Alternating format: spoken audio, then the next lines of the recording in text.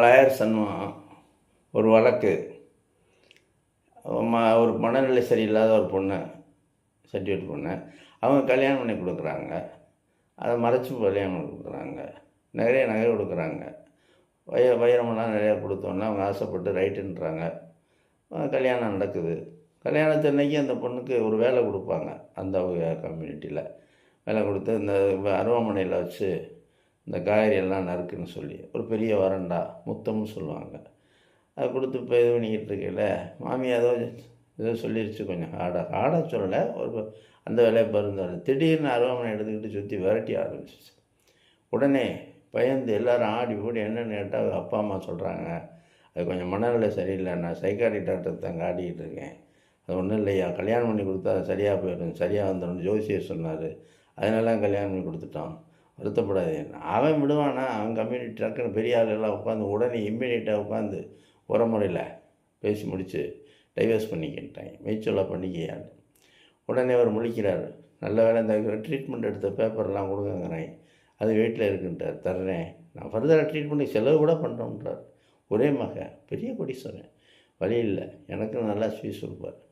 நடந்துச்சு.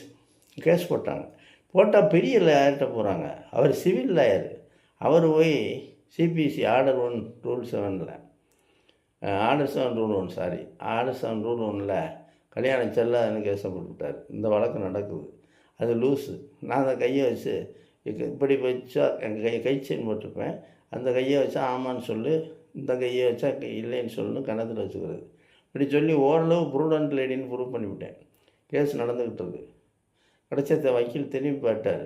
நான் தான் என்னமோ சிக்னல் கொடுக்குறேன்னு கையை கட்டிக்கிட்டு இருக்கேன்னு சொல்லிட்டார். நான் சரின்ட்டேன். ஏன் சார் அவருடைய உரிமை பறிக்கிறேன்னு தச்சு கேட்டார்.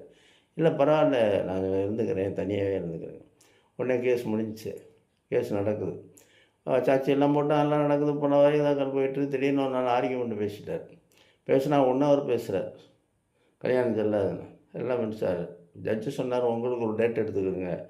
இல்லை வேண்டாம், 2 பாயிண்ட் தானே. என்னென்னா, இந்த கேஸை செக்ஷன் ஃபேமிலி லாவில் போட்டிருக்கணும், எண்டு மேரேஜ் ஆக்டில். சார் சிவில் கோர்ட்டில் போட்டிருக்காரு. இந்த கோர்ட்டுக்கே பவர் இல்லை. இதை முந்தியே சொல்லியிருக்காங்க. எனக்கு பூவாக வேணும்ல, நாங்கள் இப்போ கிளைமேக்ஸில் என்ன சொல்ல முடியும் அப்படின்னு. உடனே ஒரு வக்கீல் சொன்னார், ஜட்ஜு ஐயா சொன்னார், வழக்க வாசம் வாங்கிக்கலாம், இல்லைன்னா டிஸ்மிஸ் பண்ணவா அப்படின்னு. வாசம்னா வேறு கேஸ் போட்டுக்கலாம் ஹெண்டூலாவில். ஆனால் டிஸ்மிஸ் ஆகிடுச்சுன்னா அப்பீல் தான் போக முடியும். உடனே வக்கீலே வாசம் வாங்கிட்டார். எதுக்கு சொல்லணும்னா, பூடஞ்சு சாமியாடன்னு சொல்லுவாங்க.